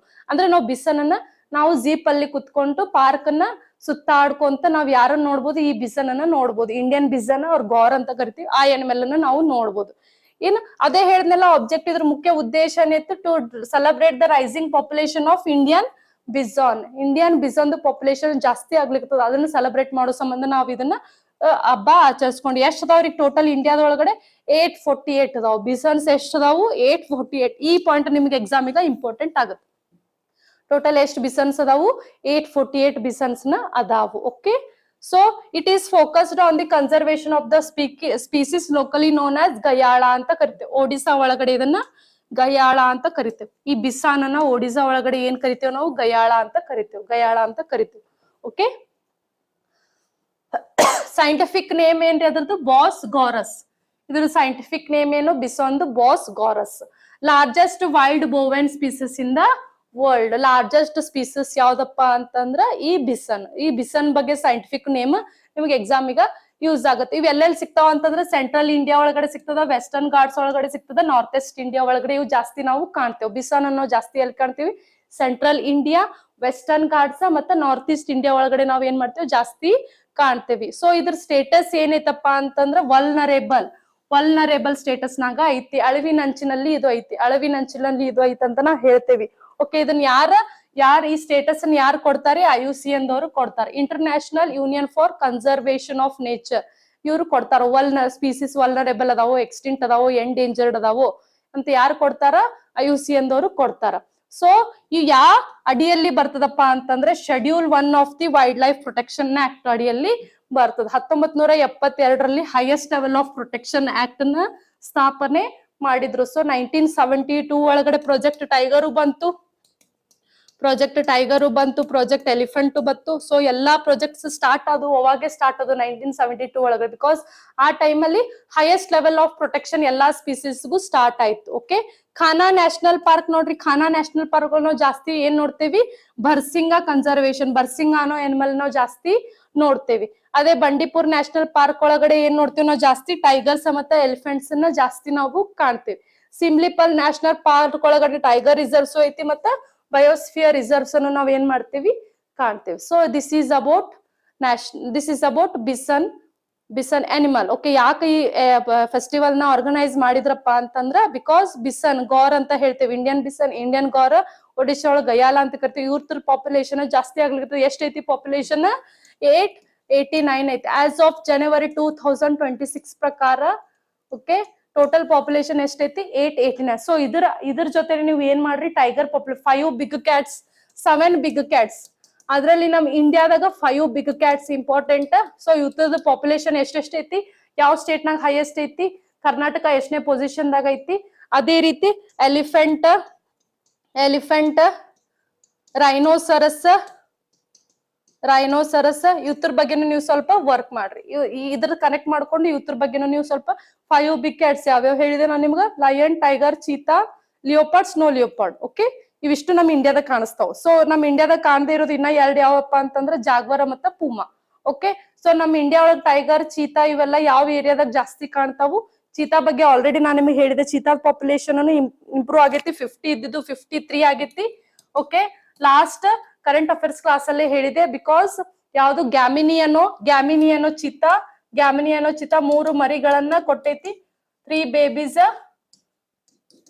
ಬೇಬೀಸ್ ಬಾರ್ನ್ ಆಗೈತಿ. 3 ಬೇಬೀಸ್ ಬಾರ್ನ್ ಆಗ್ಯಾವ ರೀಸೆಂಟ್ ಆಗಿ. ಸೊ ನಿಮ್ಗೆ example cheetah, Indian bison, tiger 5 big cats ಇವೆಲ್ಲ ಎಕ್ಸಾಮ್ ಈಗ ಬಹಳ ಇಂಪಾರ್ಟೆಂಟ್ ಆಗ್ತಾವ. So this is about today's current affairs class. So ನಾ ಏನ್ ಹೇಳ್ತೀನಿ ನಿಮ್ಗ, ಪ್ಲೀಸ್ ಯಾರು ನೆಗ್ಲೆಕ್ಟ್ ಮಾಡ್ಬೇಡ್ರಿ. ಓಕೆ, ಬಿಕಾಸ್ ಇವಾಗ ಎಲ್ಲಾ ರೀತಿ ಕಾಲ್ಫಾರ್ಮ್ಸ್ ಆಗತ್ತವು. ಹಬ್ಬದಿಂದ ಹೊರಗ್ ಬರ್ರಿ, ಹಬ್ಬದಿಂದ ಆಚೆ ಬರ್ರಿ, ಹೊಸ ವರ್ಷ ಆಚರಣೆ ಮಾಡಿರಿ ಎಲ್ರು. ಇದು ನಮ್ಮ ಇಂಡಿಯಾಕ ಯುಗಾದಿ ಹಬ್ಬ ಅನ್ನೋದು ನಮ್ಮ ಇಂಡಿಯಾದವ್ರಿಗ ಹೊಸ ವರ್ಷ ಇದ್ದಂಗ. ಓಕೆ, ಸೊ ಹೊಸ ವರ್ಷದಲ್ಲಿ ಹೊಸ ರೀತಿಯಾದಂತ ನೀವ್ ಏನ್ ಮಾಡ್ರಿ, ಪ್ರೆಡಿಕ್ಷನ್ಸ್ ಅನ್ನ ಅಂದ್ರೆ ಹೊಸ ರೀತಿಯಾದಂತ ನೀವು ಏನ್ ಮಾಡ್ರಿ, ಪ್ರಾಮಿಸಸ್ ಅನ್ನ ತಗೋರಿ. ಬಿಕಾಸ್ ಈ ನೀವು ತಗೊಳ್ಳಂತ ಪ್ರಾಮಿಸಸ್ ನಿಮ್ಮ ಫ್ಯೂಚರ್ ಗ ಹೆಲ್ಪ್ ಆಗುತ್ತೆ. ಓಕೆ, ಇವಾಗ ಸ್ವಲ್ಪ ಎಲ್ಲರೂ ಸೀರಿಯಸ್ ಆಗ್ರಿ. As I said previously, class start ಆಗೋಕ್ಕಿಂತ ಮುಂಚೆ ಹೇಳಿದೆ, ಕಾಲ್ ಫಾರ್ಮ್ಸ್ ಅಂತೂ ಕಟ್ಟಿಟ್ಟ ಬುತ್ತಿ. ಓಕೆ, ಸೊ ನೀಟಾಗಿ ಓದ್ಕೋರಿ, ನೀಟಾಗಿ ಫೋಕಸ್ ಮಾಡ್ರಿ, ಕನ್ಸಿಸ್ಟೆನ್ಸಿ ಇರ್ಲಿ. ಇವತ್ತೊಂದ್ ದಿವ್ಸ ಓದಿದೆ, ನಾಳೆ ಒಂದ್ ದಿವ್ಸ ಬಿಟ್ರೆ ಅಂದ್ರೆ ನಡೆಯಂಗಿಲ್ಲ. Current affairs day to day important ಆಗುತ್ತೆ. ಆಲ್ಮೋಸ್ಟ್ ಆಲ್ ನಾವು ನಿಮ್ಗೆ ಕವರ್ ಮಾಡ್ಲಿಕ್ಕ ಹೆಲ್ಪ್ ಮಾಡ್ಲಿಕ್ಕತ್ತೇವೆ. ಆಲ್ಮೋಸ್ಟ್ ಆಲ್ ನಿಮ್ಗೆ 360 ಡಿಗ್ರಿ ಒಳಗಡೆ ಹೇಳ್ಕೊಡ್ಲಿಕ್ಕತ್ತೇವೆ. ಪ್ರತಿಯೊಂದು ಕರೆಂಟ್ ಅಫೇರ್ಸ್ ಯಾವ ರೀತಿ ನಿಮ್ಗೆ exam point of view use ಆಗುತ್ತಾ ಅಂತ ಹೇಳಿ. Okay, stay tuned with our classic YouTube channel. Okay, take care, bye bye.